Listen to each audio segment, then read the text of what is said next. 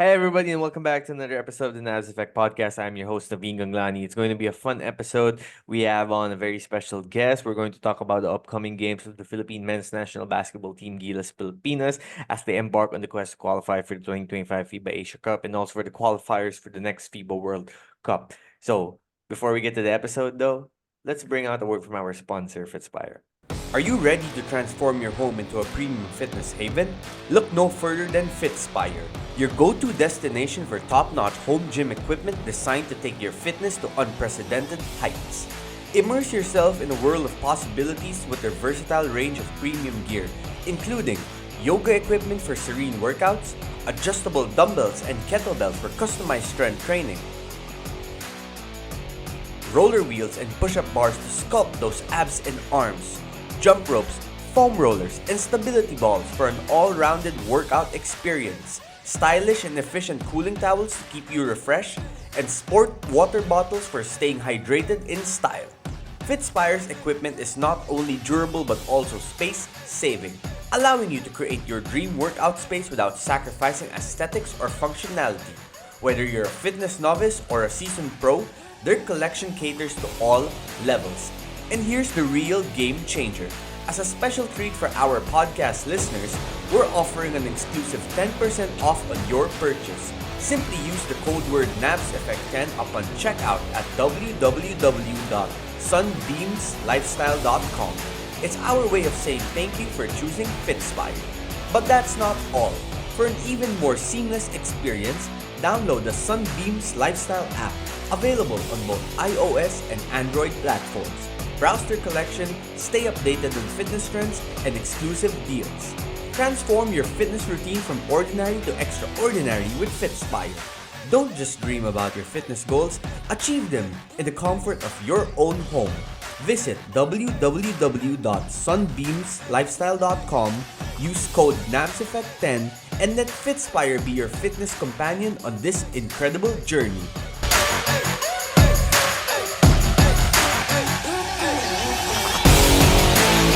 All right, we are back now, and we are joined by none other than Josh Bett himself, one of the broadcasters for FIBA, and shall we say an avid fan of Philippine basketball and Jollibee. Josh, of course, was in Manila for the recent FIBA World Cup held in 2023, which was won by Germany. Gilas played a few games. They won against China.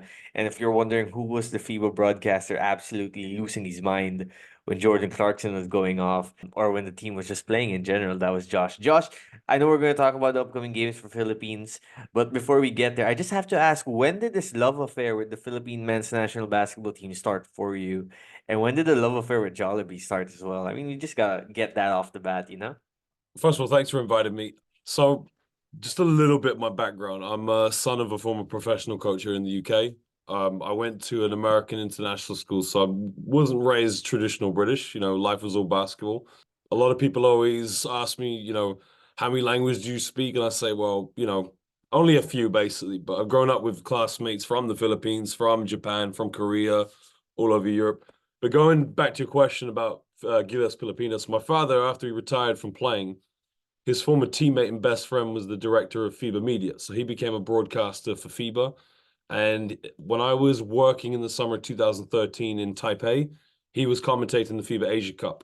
So, of course, having so many friends who had talked about the PBA growing up, my dad experienced it firsthand. He showed me some videos and I'd watched that FIBA Asia Cup. And I guess from that point, that opened my eyes to, basketball outside of Europe. There was competitive basketball in Asia, which, I was fascinated with, not only Gilas, Japan, Korea, West Asia, the likes of Iran, powerhouses.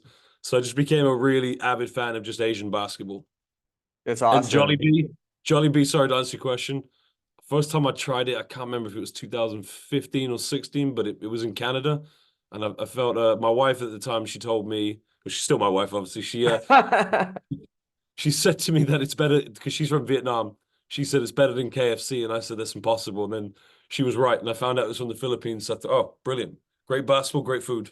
Oh, you gotta admit though, the Jollibee in Manila itself is different from the Jollibee elsewhere, right? Oh, Not the same. absolutely. Yeah, there's no comparison.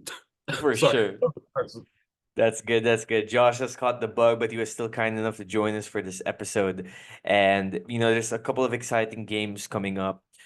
let's go to the fans of the national team because they're going to be present this weekend when the Philippines host Chinese Taipei at the Philsports Arena. That's Sunday evening.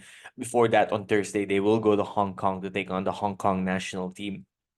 What separates the Philippine fan base and the Gilas crowd compared to the other teams around Asia and all over the globe? Oh, it's interesting because I think, respect to all the other countries in Asia, Korea, Chinese Taipei, Japan, they're great fans, they're very respectful fans, they love the game. And I think it's more about showing love for their either their clubs, whether it's the B League, KBL, or national team. Whereas I think Gilas fans, you guys are born with, what you guys call puso, you know? Mm. It's a word that I never understood when I first started playing pickup basketball in London with a lot of my Kababayan friends. They'd always say, Laban Pilipinas puso, and I never quite got it, of course. But I think if you look at the history of the Philippines, it's a country that's, gone through, Spanish, American influence, but yeah, I guess from those times, basketball is what was adopted in the Philippines, and I think it's such a national identity and national obsession. But whenever your fans are going to support PBA teams, whether that's Ginebra, San Miguel, the former Alaska Aces, that was a big club as well. I remember we still have a lot of people in London that walk around with Alaska Aces jerseys. But Wow. yeah, I mean, if you come to London, we probably have, I think, a million Filipinos. And shout out to all those people. They work in the hospitals. They're hardworking people, especially during the COVID pandemic. They were the people that really helped this country, my country, during the lockdown, because those were the people that were saving British lives in this country. And I have nothing but respect for Filipino people in the UK. But going back to your question, Gilas fans, it's just a national obsession. I remember seeing them at the Araneta Arena, and whether they're losing or winning, they're there for their country and they're there for the sport they love. And it's a great thing because I think if you talk to Filipino basketball fans, they're very educated too. They understand the game very well. They may not know all the players that are playing at times, but they understand how the game works. Everybody has an opinion. And what I like is, when you walk around at that time of the Araneta, everybody's having debates and sort of, friendly arguments about what's best. What defense should they have run in the third quarter? Should they have gone to a 3-2 zone? Should they have gone to a full court press, then into a matchup?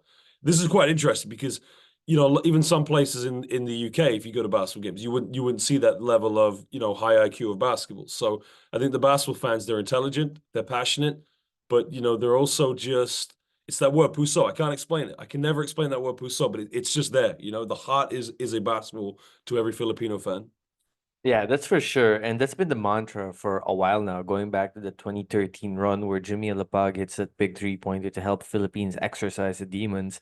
South Korea get to the finals, finish with a silver, and you could just feel the emotions, the history, the camaraderie, the passion with strangers hugging each other in the stands, high-fiving each other, doing the wave, waving shirts, waving towels, waving flags, and it was just a spectacle to be a part of because that was my first ever FIBA event that I covered. I remember, and it probably still is the most memorable one, even more memorable than the World Cup to me, just because of that game and how, for 40 minutes they're able to bring everyone together through this shared love for the game and shared love for their country. Now, that was the past. Let's move forward to the present and the future a little bit.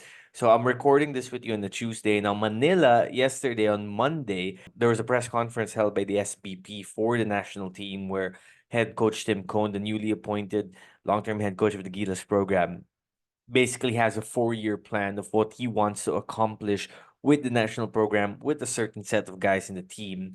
And we're going to see really the first preview of what that future might hold when the Philippines takes on Hong Kong on Thursday and also Chinese Taipei on Saturday. Now, again, there are 24 teams participating in these qualifying windows. 16 will advance to the FIBA Asia Cup next year, also to qualify for the qualifiers of the World Cup. So if you guys want to read more about that, you can find sources online on the FIBA website and where else, articles, whatnot. But this is a very intriguing Gilas roster, in my opinion, Josh, just because of the mix of size and versatility and talent. And over the last few years, one of the issues or the problems rather that the Philippine team has had to face was the height discrepancy against other teams, playing point and shooting guards that are below 6 feet. But you look at the lineup now, Justin Brown, of course, the naturalized big man who led Gilas to that heroic comeback in the Asian Games against China. Scotty Thompson, probably the most popular local basketball player in the Philippines today when it comes to the Pro League. Chris Newsom, we know how good he is, especially on defense. Calvin Aflana, CJ Perez, Jamie Malonzo, young standouts. And you got guys who are coming back from abroad, Dwight Ramos, Carl Tamayo, Kai Soto, Japet Aguilar is coming in for the injured AJ Edu. Junmar Fardo also won't be playing these games because of a calf issue. And of course, the big name from the college basketball team of the Philippines, Kevin Kiambao, fresh off leading De La Salle to a championship in the UAAP. So just looking at this roster, in my opinion, there's a lot of versatility, a lot more size than we've grown accustomed to the Gilas program. Guys who I feel will fit what Tim Cohn wants to run with his offense, with his defense, and just a lot of excitement, a lot of young talent. And you can see why they really want to establish this early on to build a program head into the Olympics, heading into the World Cup that has been together for a while, building that natural chemistry, that natural connection, which we know has been a problem of Gilas teams in the past because of how quickly they've had to put things together.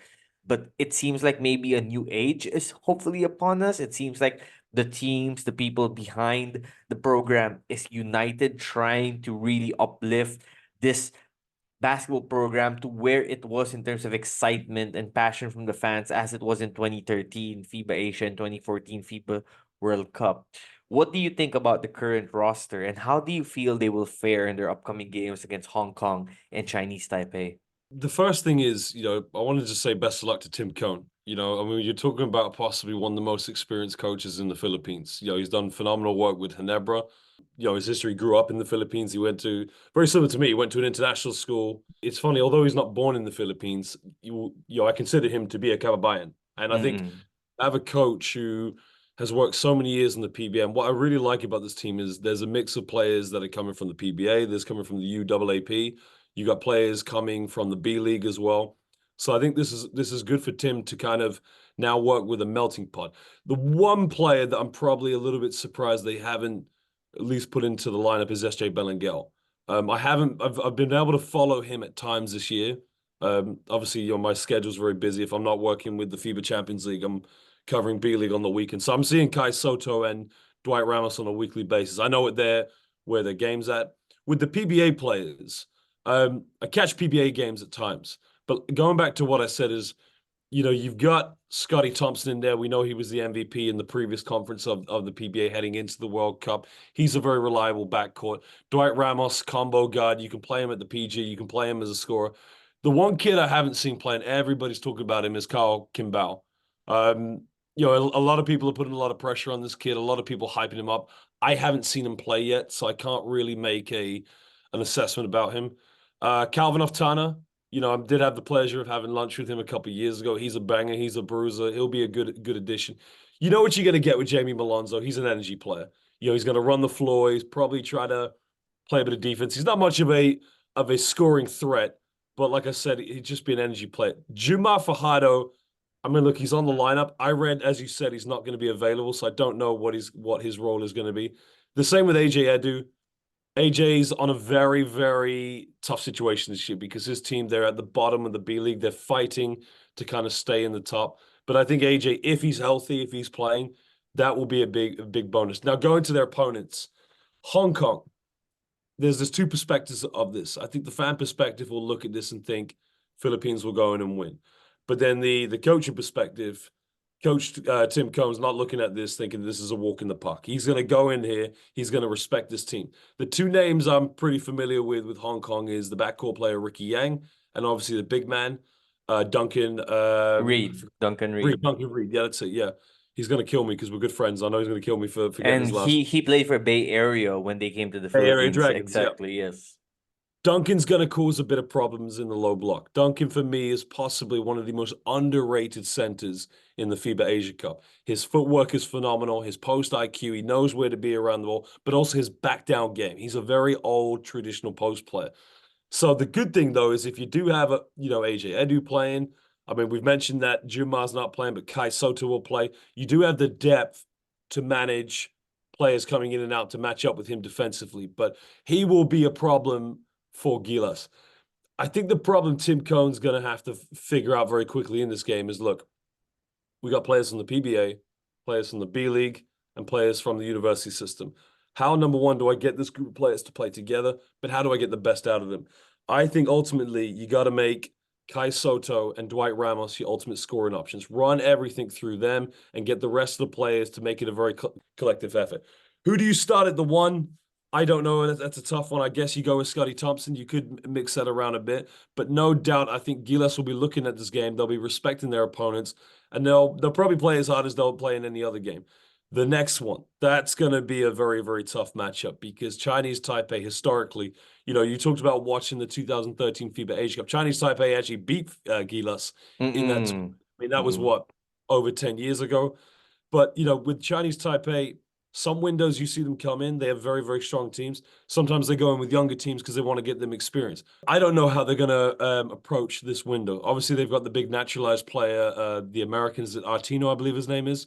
He's a tough post player to deal with. But a lot of these Chinese Taipei players, they're featuring in the P League, the Plus League. That's good competition. We've just seen some top import players go playing out, and I think that will be a very, very physical matchup with Gilas-Pilipinas.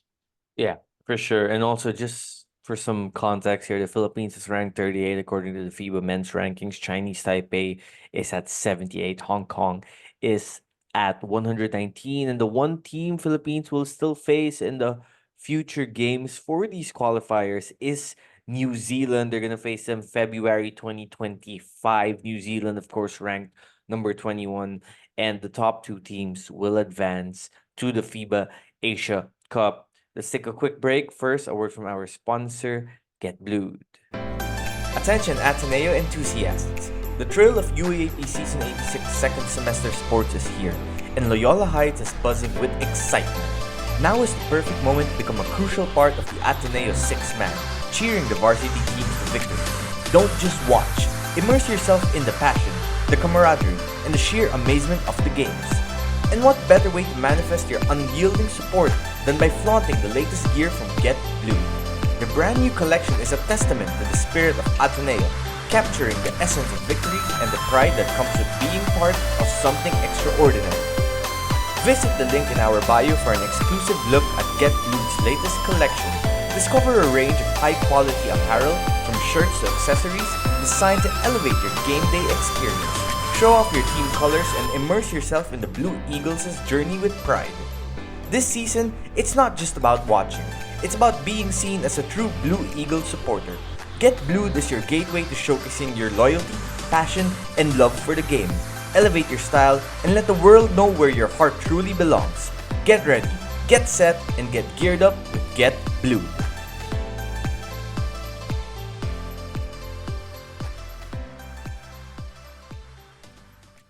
Okay, Josh, we are back now.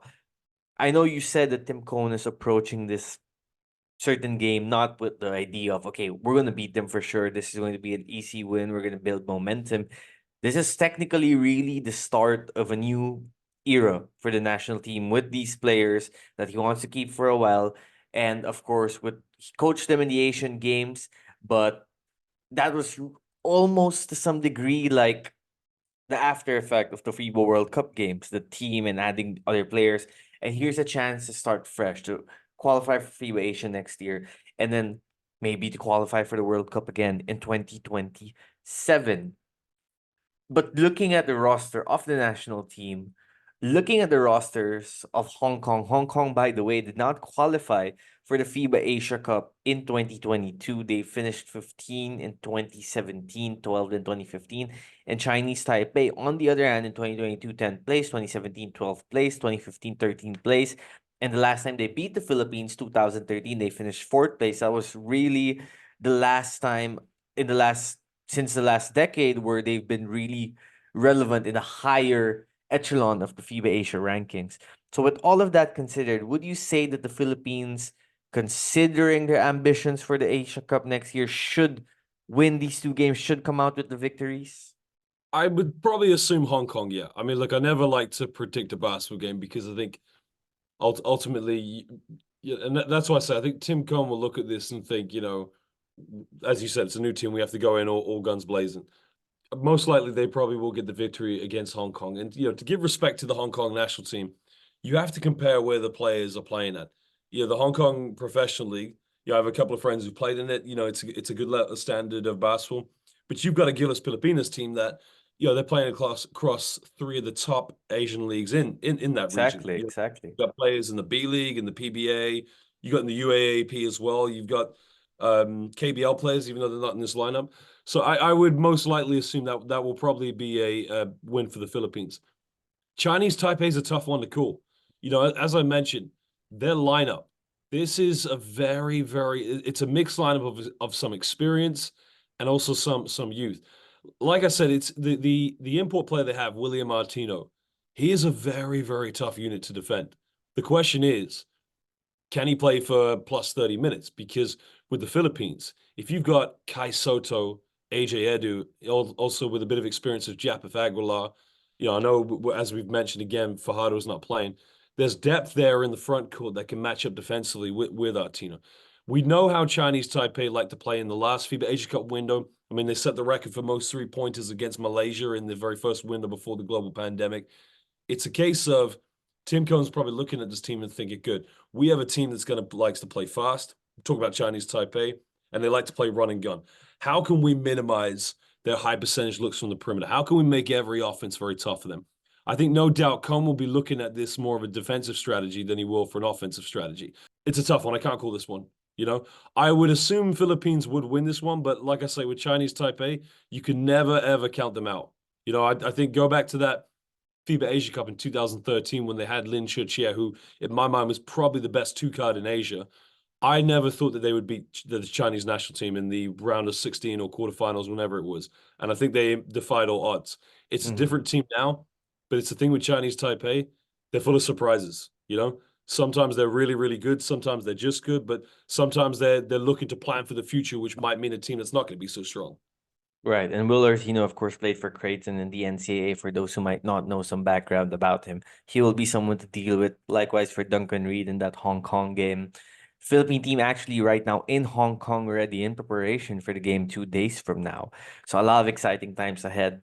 And it just feels like a fresh start. I think that's what's exciting. That's the vibe. That's the energy here. For the longest time, I'm sure, Josh, you became aware of the noise and the criticism of Chot Reyes and how he was the head coach of the national team for the longest time. Some would say it was fair, some areas unfair. Chot did, I guess, the best that he could given what he had. But now with Coach Tim leading the way, Coach Tim, of course, considered the unprecedented GOAT, the undisputed greatest coach of all time in Philippine basketball, has the championship rings to prove that as well. Let's see what he can do, how he can handle this team. And it makes sense to some degree that the best coach the Philippines has ever seen in this basketball scene will handle the basketball team moving forward with arguably maybe the best collection of talent the Philippines has ever seen too. I mean, we listed down some of the names there. June Fardo, he's established himself as maybe the greatest PBA player of all time. Kevin Kimbao is a college player that everyone agrees is ready for the pros already at this point. Carl Tamayo, Dwight Ramos, Kai Soto, AJ Edu, the B League level players with height and skill. And then you have some of the guys like Newsom and Thompson and Malonzo. You have athleticism, you have shooting, you have versatility. Like I said, you have defensive acumen, and now you have the head coach to really put everything together. You mentioned about Kimbao, hearing about him a lot. Is he the guy you're most eager to watch out for in the upcoming games? Yeah, I'd say so. I mean, to be honest, it's interesting because I see most of the B League players every week. I'm probably covering 2 B League games every week. And mostly it's the Filipino players because that's where the audience that the B League have tried to target. Kimbao for sure. I mean, I've read a lot. I've seen highlights. I can never. Again, this comes from being son of one of the greatest professional basketball coaches in the British Basketball League. I always take what my dad says. You can never make a judgment on a player based on highlights. And you can't make a judgment after seeing a player play once. So I probably won't even have a conclusion about him after this window because, he's playing at the pro level internationally, jumping from UAAP. So you have to watch him over a course of a season to make a very thorough opinion of him. It's like, I don't know if you've seen this. I'm always very defensive of Kai Soto because whenever I'm doing games for him in the B League, there's, the majority of Filipino fans will come on, they'll support him. You Mm-mm. will get, a minority that will bash him and they'll throw unnecessary criticism at him. But I don't think they've seen him play enough. I've seen Kai at the peak of his game in the B League. I've seen Kai when he's managing his injuries in the B League, and he's trying to get up and down the floor just to be an extra body. And I don't think Kai honestly gets the right, what do I want to say? He doesn't get paid the right homage he Mm. deserves. I think honestly Kai is a talented player. Naturally, there's a lot of expectations on him to make the NBA. I know it's every Kababayan's dream for him to get to that level. I don't know if he will get there, but the fact that he's playing at a very elite level in Asia, I still think that there's too much pressure on the kid. And I think honestly he's a very, very good player. Have you seen improvement from his game compared to the last few years? Oh, absolutely. Yeah. I mean, since going to Yokohama, there was a game we did in which they beat Chiba Jets.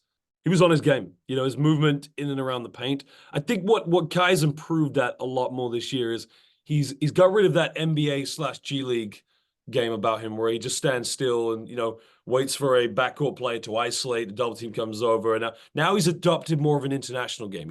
When you're a post player in the international, whether that's the FIBA game, the EuroLeague game, whatever, as a center, you're moving nonstop. You're setting Mm. ball screens, you're rolling, you're setting ball screens, you're popping. You may not get the ball, you got to move again. The ball's reversed, you got to go set another ball screen. And you're seeing that a lot more. And let's not forget, he's come back from a very bad back injury that he played through in the World Cup. But if you go to the game in which they defeated Chiba Jets and he was playing with Yuki Kawamura, that's probably the best I've ever seen Kai Soto play. Consistency is the key for him, but the talent is there. It's just doing it on an every weekend base. You call B League games, so I'm sure you've seen the likes of Kiefer and 30 Raven and what they've been able to do with their respective teams. Were you surprised, given how prominent the Ravenna name is in the basketball scene in the Philippines, that they weren't part of this current Gilas roster? Yeah, again, I'm out of the loop of what decisions get made. Like I said, I do speak with Chuck Reyes quite a lot. I speak with sometimes with Yang Giao and quite a lot of people in the back. But I never had those conversations of, oh, why was this player not picked? I think the only time I've ever had a coach's conversation with Chuck Reyes is when I just maybe said to him at the end of the Angola game, oh, by the way, the kid that plays in the KBL, the athletic one. Belangel? No, No, no, the Renza Bando. Abando, sorry, he's gonna kill me too for forgetting his name. I'd said to Chuck, like, Renz plays very suffocating full court man-to-man defense. You want him out there when you play against China because he's gonna disrupt their backcourt. So going back to who's been selected for this team, I don't know if there's a reason for it. I don't know if the players are available or not, but I'd say if they are available, I'd find it strange that 30 wasn't included because, like I said, 30 is on a team now that's gone from zeros to heroes this year in the B League. Keith was playing in B2. I mean, there's a lot of players at that position. He is a natural point guard, but with 30, I was more surprised with 30 than Kiefer. Right, right. Well, Josh, you did say you're going to cover the game this weekend, the Chinese Taipei game. Where can people hear you broadcast the upcoming national contest? So we'll be live on Courtside 1891. It's a platform based by FIBA. I think you don't have to pay an annual subscription, but if you want to just purchase for that window, you can watch all the qualifiers from the Asia Cup, the America Cup, the Afrobasket, and Eurobasket. So across 4 days, I'll be covering, I think, about 11 or 12 games. And then I've got to fly to Canada, see my mother and father, then fly to Vietnam to see my wife. So it's going to be a pretty strenuous month. It looks like it. Well, one day we gotta talk about how you get everything to come together. Hey, Josh, thank you so much for joining me. I know you've got a meeting coming up, but I appreciate your thoughts. I'm sure many of the Philippine fans are eager to see you back here. Are you gonna visit Manila again, or was the World Cup your last for a while? I probably will. Mrs. Bett wants to come out to visit. The visit to the Philippines was amazing. I think when I left the Philippines, the title of Pinoy Beta stuck in my mind. But I mean, like it's all good. Everyone's entitled to an opinion. No, but I just want to say the time I was at Naveen, I actually apologize because we spoke before the World Cup, but I didn't actually recognize you when I saw you at the It's all good, man. We were all RNF. busy doing our thing, yeah. Yeah. But like I said, I will definitely come back and I'd love to catch up with everyone. I just want to say, first of all, thank you to everyone in the Philippines who made my time a great time. But Naveen, this is a really important message to me because being a British person who loves this country and loves how ethnically diverse this country is. I just want to say that the Filipinos who work in the NHS, our National Health Service, they are the real heroes of this country because during the global pandemic, a lot of people, lost their lives, and a lot of people were struggling during COVID. I don't think this country would have been held together if it wasn't for the porters and the doctors and the nurses from the Philippines. So I want to give them a huge shout out because they are the real heroes of my country. Absolutely. Credit to all of them and credit to all the other overseas Filipino workers working abroad, far away from home, far away from their families for a better tomorrow. And also, Josh, don't worry about the Pinoy bathing thing. Everyone who knows what's real knows how much you appreciate this country and what you've done for the basketball scene of this country. So we appreciate you for that.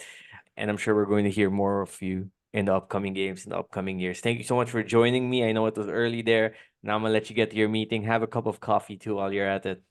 Thank you so much to me. Speak to you soon, brother. Absolutely. Take care, buddy.